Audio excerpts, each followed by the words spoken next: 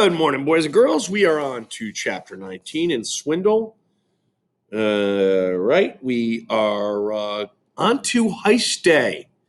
And last we left off, somehow they got a ticket to Swindle for a Rangers game to get them out of the house so they can try to break in. Let's see how this goes. Thursday, the day of the operation. Griffin could not remember school time so utterly wasted. Mr. Martinez might as well have been delivering his lessons in Swahili for all that Griffin was listening. His mind was lost in the details of the plan. It was like being scheduled to wrestle an alligator later, but right now you were expected to alphabetize spelling words and pretend it was important. He could tell the other team members were also feeling the pressure. When Ben went down to the nurse for his allergy medication, he tripped over his own feet on the way out. Pitch was focused and distant. Logan was mumbling to himself more than usual, and his ramblings had nothing to do with the upcoming auditions. Savannah was so distracted that she was halfway through her sandwich before remembering to ask the cafeteria ladies if it had been made using dolphin safe tuna. Even Darren was quite withdrawn and slightly less obnoxious than usual. As for Melissa, nobody could tell. She might have been freaking out behind the curtain of hair. One thing was for sure, she was still on the job, toting her laptop around, monitoring Swindle's email. It was after lunch, 0 hour minus 6. 6 hours we have the operation. When she approached Griffin. We have a problem, she whispered.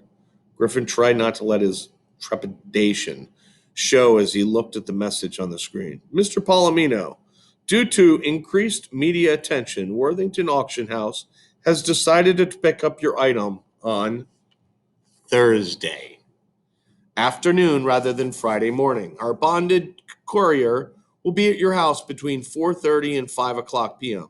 Please reconfirm your address. 531 Park Avenue Extension, Cedarville, New York. Yours truly, Eric Mansfield, Courier Dispatch. All Griffin's panic came through Ben's mouth. That's 2 hours before we move in, the smaller boy cried. Griffin, what are we going to do? We can't steal a card that's already in New York City. Griffin was practicing deep breathing, struggling to keep control. Okay, I'm glad this happened. This is good news. Ben was appalled. How do you figure that? Something unexpected happens in every plan. Now we've got that out of the way, we can work around it. That card not being there anymore isn't something we can work around, Ben rasped. Swindle hasn't seen this message yet, Melissa reminded them. I stopped it before it ever got to his computer. Couldn't we just answer the auction guy and pretend to be Swindle? We could tell him to come a few hours later. Too risky, said Griffin, whistling between his teeth. If they can't do it, they might try to phone. What would be perfect is if they could just get lost. Maybe we could give them wrong directions, Ben suggested. They're not asking for directions, Melissa pointed out. They've probably got one of those satellite navigation systems. Griffith's thoughtful expression bloomed into a wide grin. Let me see that computer. He swiveled the laptop and began to type. Mr. Mansfield, urgent. Note address correction. The town is not Cedarville, it is Cedar Springs, New York. Thanks, S. Wendell Palomino. The three exchanged nervous smiles. Cedar Spring was in Westchester County, 60 miles away. At 6:30, 0 minus 1 hour, Logan Kellerman rode his bike down Park Avenue Extension and pulled onto the driveway of number 530. Eli Mulroney was already in his usual spot on the front porch. The only difference in the retired miner's unbreakable routine was that there were now two rockers out there, separated by a low table that held the backgammon board. I'm surprised you got the guts to show your face here, the old man taunted. After how badly I kicked you last time around.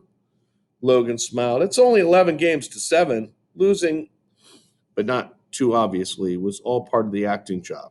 This role would be for Logan what Pirates of the Caribbean was for Johnny Depp. They set up the pieces, anchoring the board with a stone as protection against the stiff breeze. Windy and it's sorry, windy tonight, Logan commented. I wasn't sure you'd be out, Mulroney cackled. We're catching the northern edge of that big storm pounding the Carolinas. Gusts of up to 50 miles per hour now. He rolled the dice. Logan looked across the street to the steep roof of Swindle's house and shuddered. They began to play with Mr. Mulroney's jumping into a huge advantage. Neither took much notice of the three girls who were rollerblading on the sidewalk. Logan, of course, knew they were Melissa, Savannah, and Pitch. Nor was he surprised when all three chose the patch of grass around the streetlight to sit down and tighten their skate laces. Furthermore, he understood that only two of them were tending to their laces. Melissa, hidden by the others, was unscrewing the access panel at the base of the pole. She slipped on an insulated glove, reached in with a tiny wire cutter, and snipped every electrical cable she could find. Then she replaced the faceplate, and the three girls bladed off along the street. The entire procedure was over in less time than it took for Mr. Mulroney to decide how to play his double fives. The door of number 531 opened, and Swindle stepped out.